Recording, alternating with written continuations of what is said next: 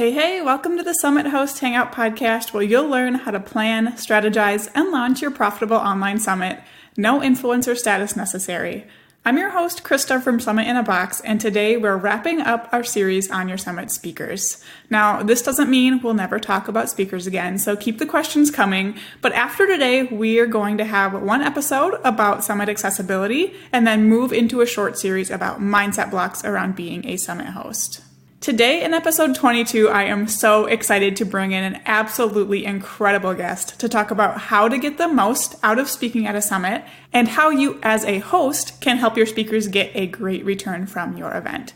So first, we're going to cover a few things for those of you looking to do some more speaking, including how to choose the right speaking topic for your business, what to do if you are pitched for a topic or event that isn't the right fit, and how to make sure your business benefits from speaking at a summit.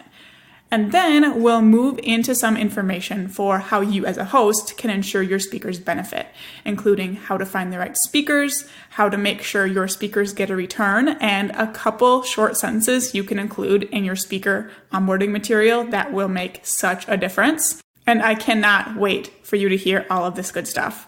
To give you some background information on our incredible guest, she's a motivational speaker, best-selling author, public speaking strategist, and host of the Creative Speaker podcast. She partners with small business owners to craft stories and presentations that connect with their audience and convert from the stage. She's been featured on ABC's 2020, Katie Couric, The Guardian, MTV, Netflix, and more. And I know you are more than ready to dive in. So without further ado, let's chat with Jessica Rasdall. Jessica, I am so excited to have you here and talk about all the good stuff you have coming. Making sure my speakers have a good experience is something I've always been so passionate about, and I'm just pumped to have the speaker expert with us here today. But before we dive into all that good stuff, why don't you tell us just a little bit about your background, maybe in business, and how you ended up being the go-to expert for small business owners who want to leverage speaking? My story is crazy. And it is not the normal story that most people have of they were like unhappy in their corporate job and they wanted freedom. So they started, working on the side, like not at all. I've been doing the same thing for almost 14 years now in that speaking. I was a freshman in college with like all the hopes and dreams for my future. And I've always had that entrepreneurial bug though. Like I always, growing up as a kid, slinging bracelets on the playground or anything. Love it. But I've always, business was something I was always very focused on. Both of my parents were in business my whole life, not entrepreneurs, but business was just a big part of our life. So I figured I would do the traditional thing, go to college, I'd get a degree, I'd probably get a master's and sit in some fancy office for the rest of my life. Until one Friday night, my freshman year of college, I went out with my best friend.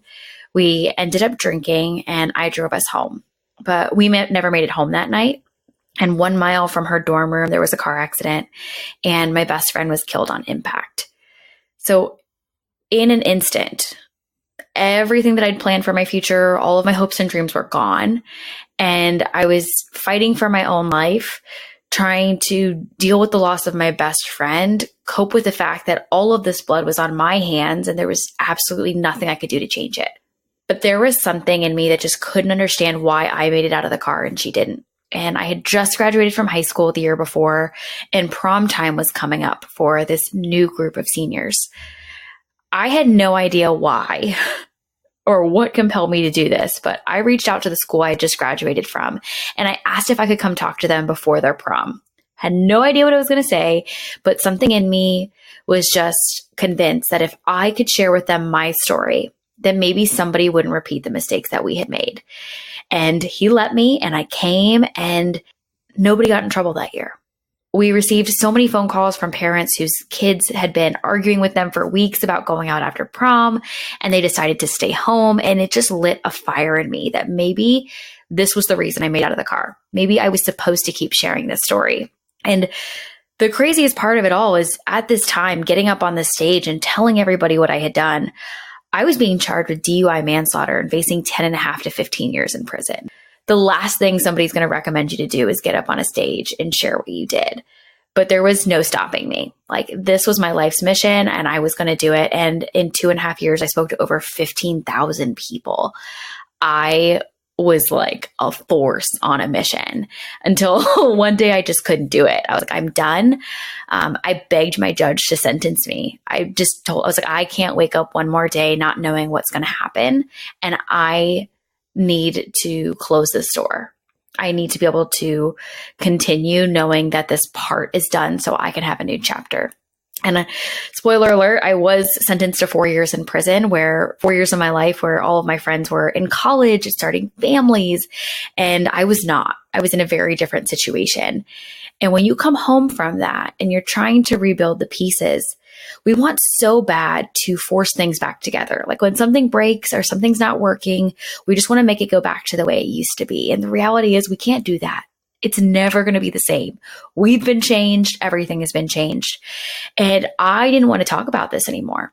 I didn't want to be the girl in the accident. And I felt like Jessica had just gotten lost through it all, but I needed it. Like I needed to talk about this. This was my purpose.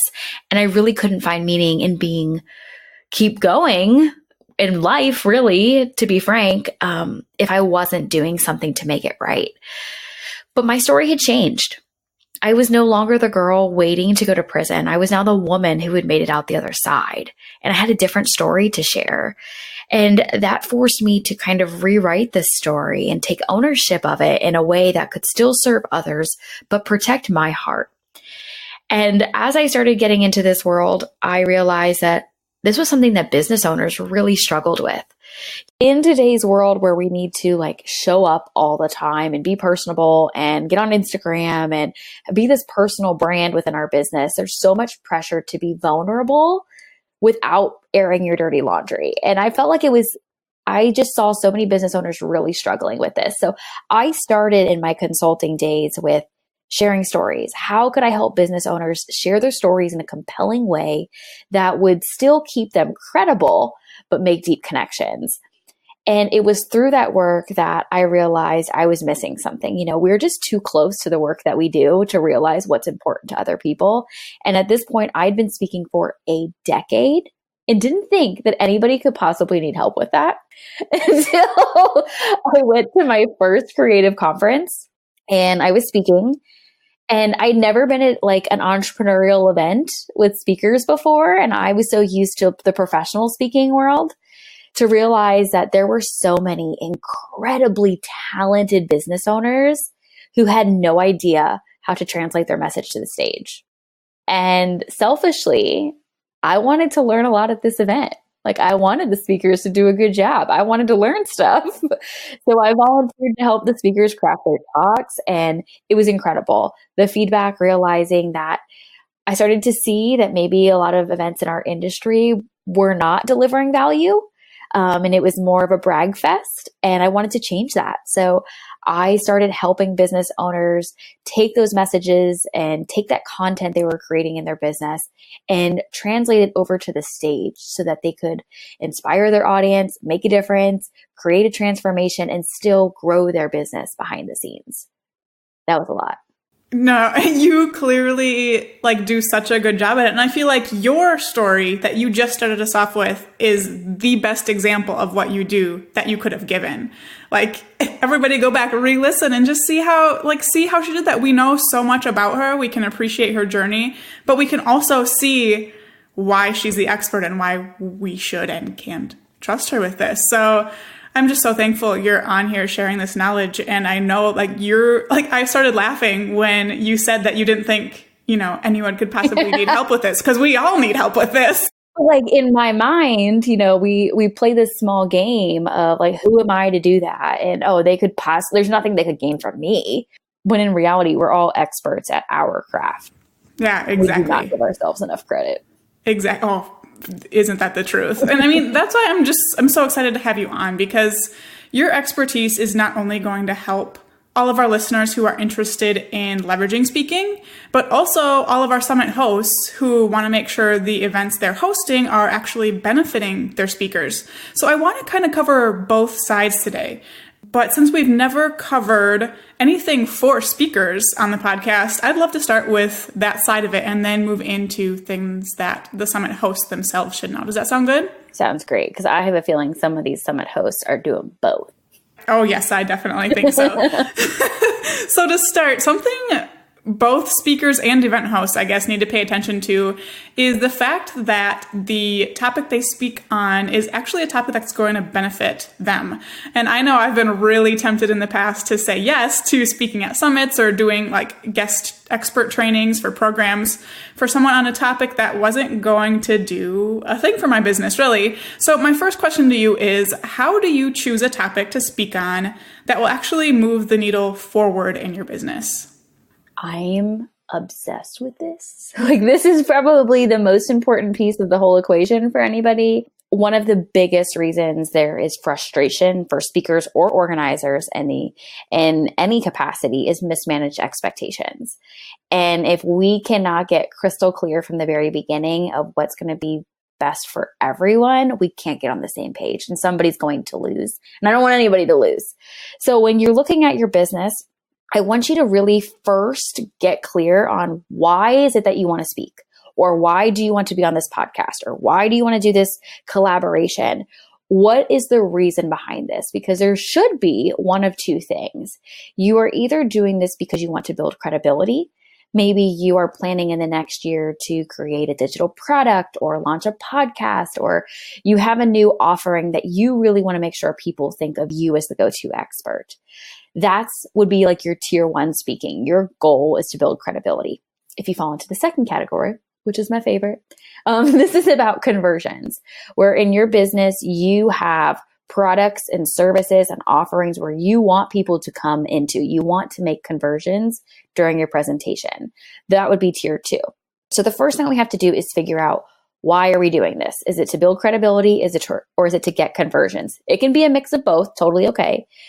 Because if it's to build credibility, you don't have to stress too much about the audience you're getting in front of, but it's that topic, right? We need to make sure that people see you as the go-to expert on your specific topic. You can't deviate on the topic. So if you're a graphic designer and you want people to know that you are the best graphic designer, and an organizer comes to you and is like, Jess, I love your Instagram. Can you give a presentation about Instagram for us?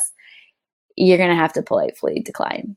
It's not going to move your business, and you're probably not the best person to do that. So what I would love for you to do is to turn around and tell the organizer, I so appreciate that you love my Instagram account, but I'm just not qualified to talk about that. Here's something that I'm really good at. Does that still fit your lineup?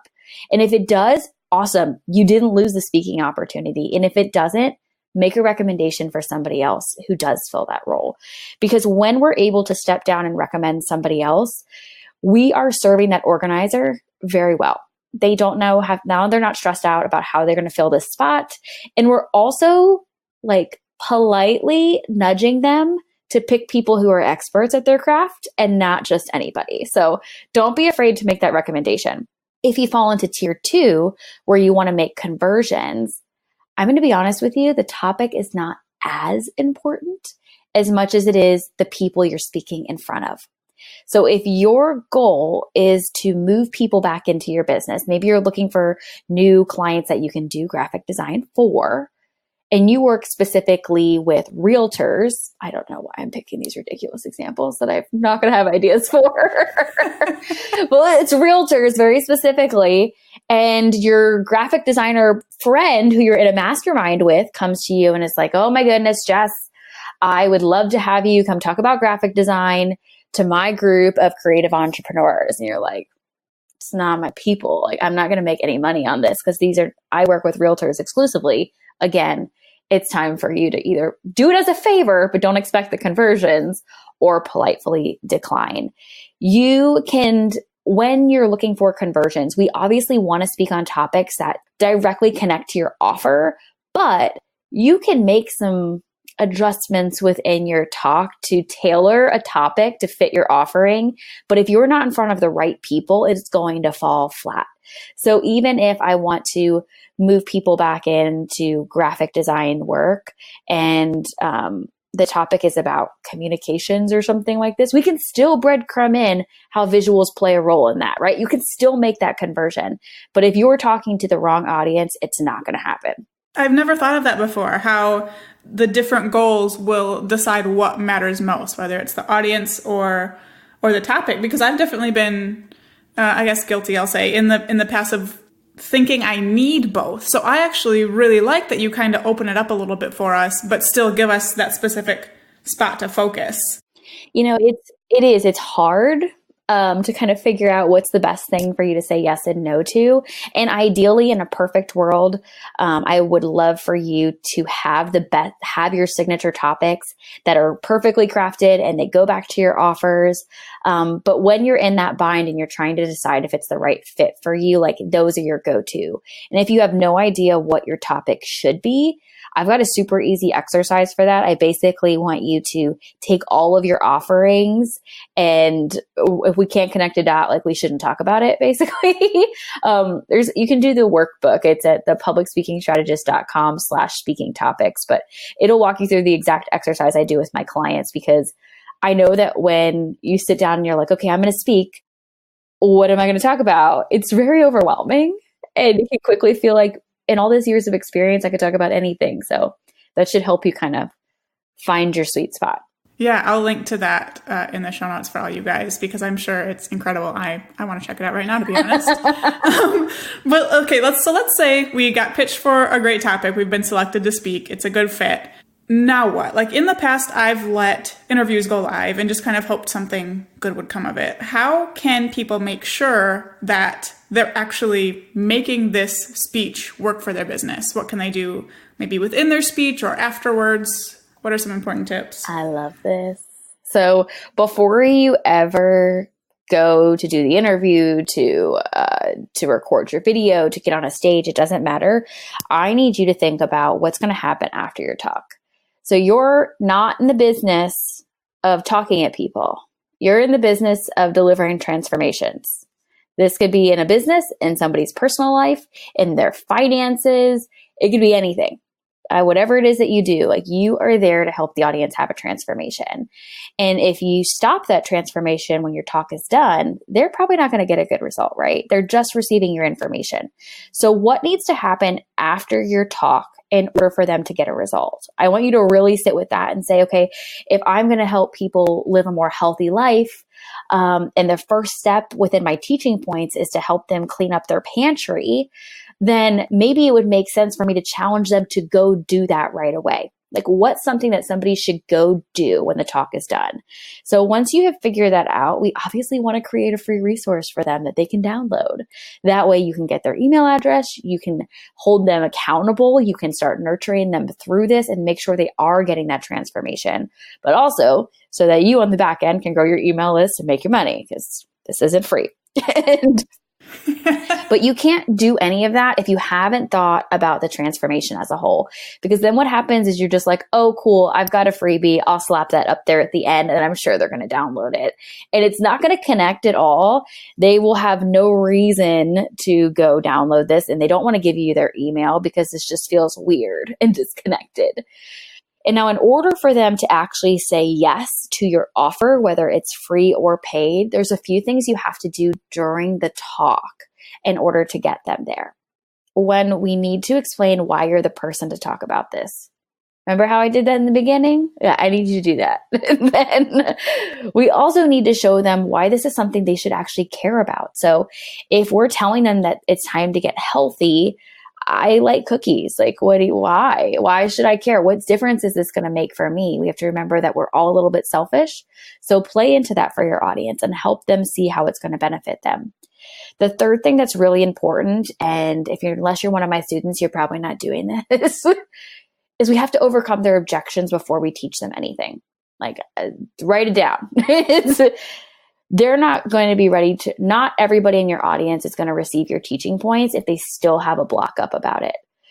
What's going to happen is they're going to get to the end and they might be like, oh wait, something in that sounded good, but I missed all of it because I was too zoned out. So if we're telling somebody that they need to create video for their business, but they have a block that video is too hard or it's not for them or they don't have time for it, they're not going to listen to any of your content about how to implement this.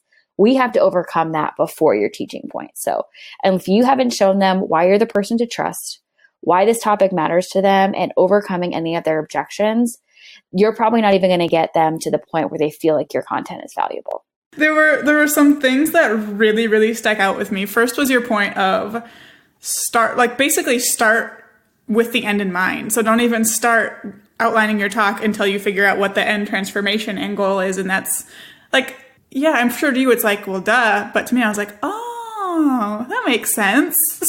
It's actually not. I'll let you know this. I didn't realize this for a while. So I've always started, like I've written over 100 presentations. You've probably heard one of my talks, not by me, but one of my clients.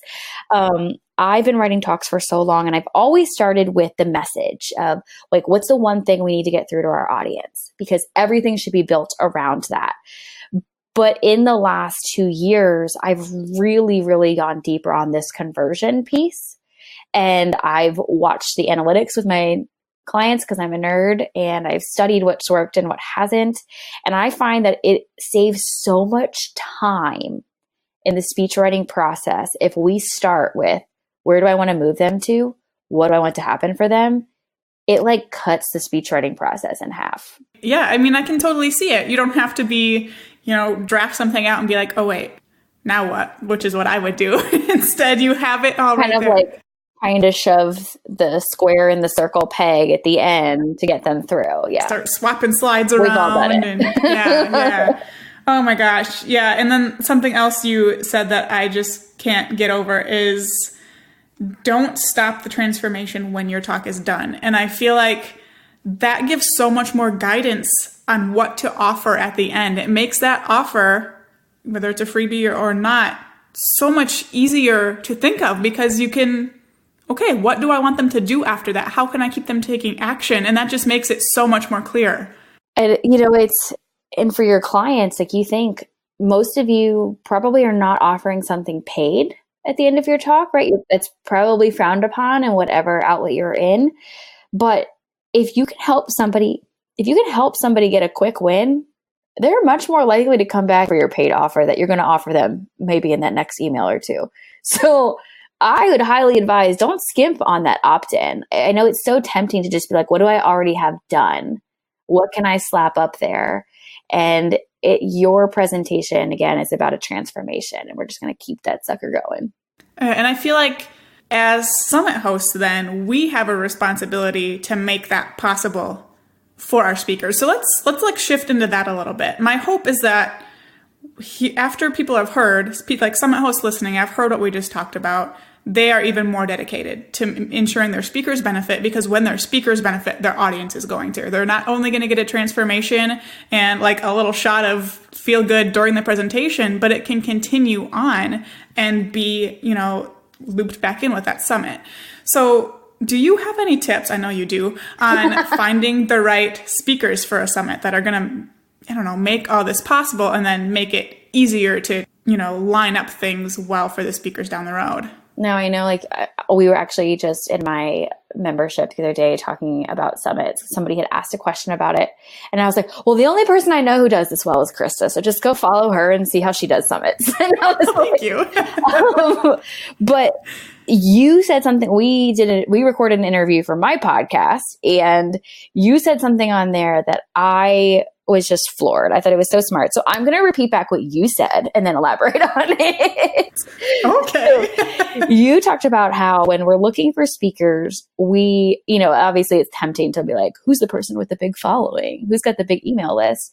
And you said, I need to look for speakers who have a very similar audience to mine, so that we can extend that reach. And I feel like that's the part people forget about is when you're creating your summit, your conference, anything, a podcast, you need to have an audience in mind.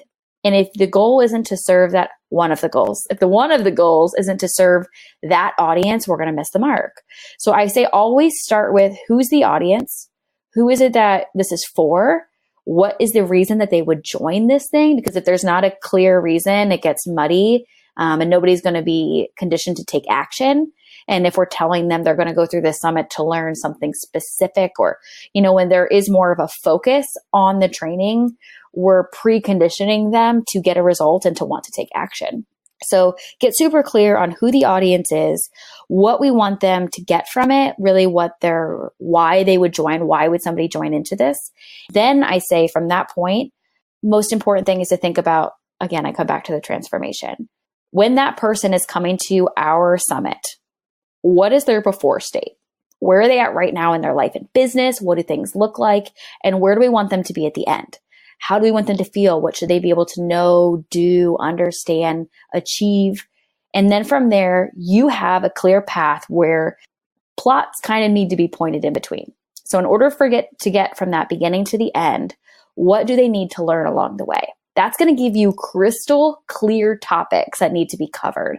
And then from there, we say, okay, who's the best person to speak about this topic? Because that's going to get you a transformation. And rather than just going like, who are my buddies who will do this for free? You're just going to get watered down content. So I say, figure out the transformation you want to happen. What do they have to learn in order for that to actually take place? And then find people who are going to be the experts on those topics. That is so much more powerful than what you said. And that's exactly what most people do. And that's what I did for my first summit. Like, who's going to say yes? Who do I know? Because it's the least scary part, right? Right. It's what it is. We all do this.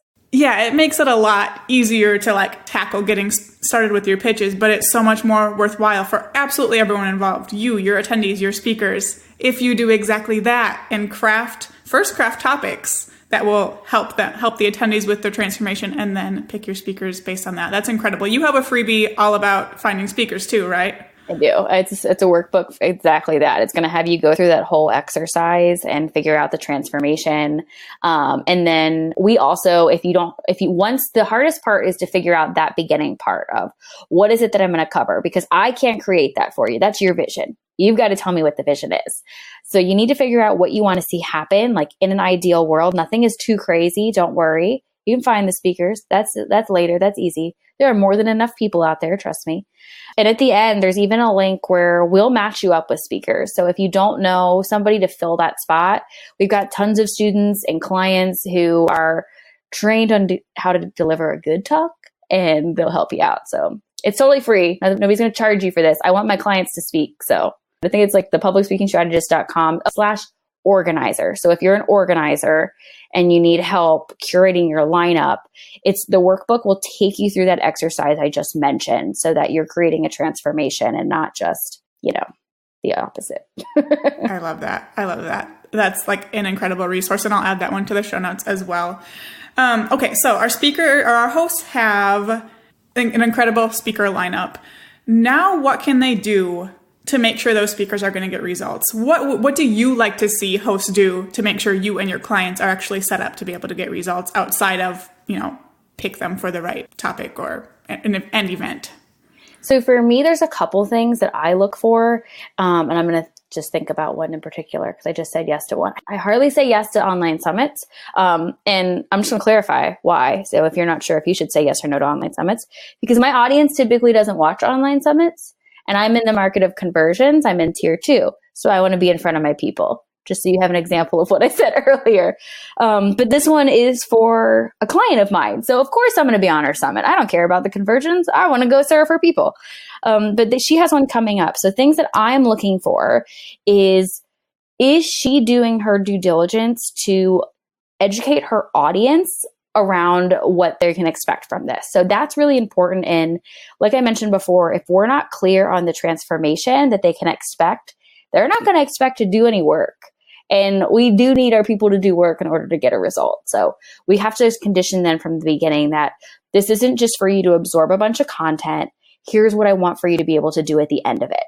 So if we're able to really kind of paint the picture of the path the audience will be walking through, I think that is incredibly valuable. 2, I love when the organizer preps their speakers, kind of just regurgitate everything I said on the podcast. I won't be mad. Just send them this episode link, really is what you should do. Just send them this link and tell them to listen. Because that piece about the transformation, they probably don't know that. And it's not their fault. But as the organizer, now that you've listened to this episode, like I'm going to hold you accountable if they aren't sure of how to create that transformation. So I think it's incredible as a host if you can give them some guidance on what you've seen has worked best. You don't have to tell them what to do, but if you're letting them know, hey, what I've seen in the past with my speakers is people who just throw up an opt-in or who try to pitch this big thing, they don't really make the same conversions. However, when it's something that continues on from what they talked about, by giving them guidance on how to get that transformation, you're serving them so, so well. And I mean, I have a presentation guidelines PDF that I send my speakers, and I kind of give them steps, but that's something I haven't included. And I can see just like 1 or 2 sentences is all it would take to kind of tweak the way they're looking at it a little bit and make them deliver a presentation that's going to really impact the audience, but also them and their business. And that one tip is so incredibly powerful. And I feel like this is going to be it. But my last question is, what is the biggest takeaway you'd like listeners to get from what we've talked about today? I think it's this. I think that at the end of the day, I want you to remember that you are in the business of delivering transformations. And when you really get away from this almost scarcity trap of feeling like, if I don't say yes to the opportunity, if I don't throw up this opt-in, if I don't pitch my big course, that it's not going to work for me. And you start thinking about, how can I really help this audience in a smart way? That you really will see a complete transformation in the way this works for you. Like, you're building solid relationships, you're creating a ripple effect, and people will get results. And when people get results, they come back. Yes, they do. Oh my gosh. Thank you so much for all of this, Jessica. Where can people go to learn more about you and what you offer? I'll include the links to those 2 freebies in the show notes, but if there's a specific social media platform or anything like that, we'd love to hear about it. You can come hang out with me on Instagram. I'm not the most consistent person. It's always there, good stuff though when you're there. But it's me and I'm hanging out. So if you've got questions, I do like to show sometimes the behind the scenes of what I'm working on. So you'll get sneak peeks of people's talks and all the strategy that goes into building things. But if you are somebody who's wanting to speak, or you are somebody who's hosting events and you want to just create a better experience for your speakers, all the gold is going to be over on the podcast, because we're just, whatever you need, we're just going to give it to you. And that's the Creative Speaker Podcast. Yeah, all of her stuff is so good, you guys. And even following along on those behind the scenes Instagram stories, one, it's like always fun to see someone's process, but it can give you such a great look on or at what you should be doing, whether when you're crafting talks or looking at speakers. It's like so inspiring. So thank you so much for being on and sharing all of this gold today, Jessica. I really appreciate it. Thank you so much for tuning in to this episode with Jessica. For show notes and the resources we mentioned, including Jessica's freebies, head to summithosthangout.com/022. In the next episode, we'll be chatting with a guest on how to make your summit accessible, so be sure to tune in for that. Now go out and take action to plan,